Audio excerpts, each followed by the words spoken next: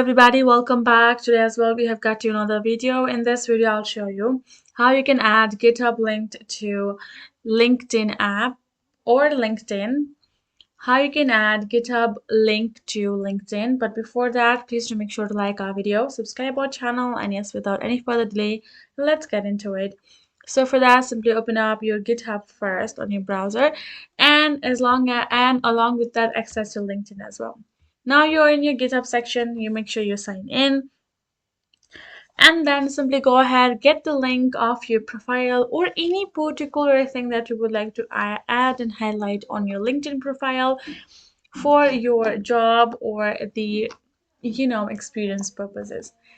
Get the link. Once you have copied the link, you can copy the URL once you have reached in the section for the profile purpose. Once you have reached the profile, the URL will get updated over here in the search bar. Simply copy the URL.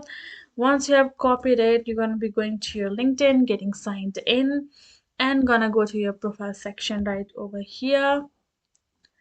And over here you simply have this option of a pencil icon. Tap on this pencil icon over there, and then simply go ahead and simply paste it.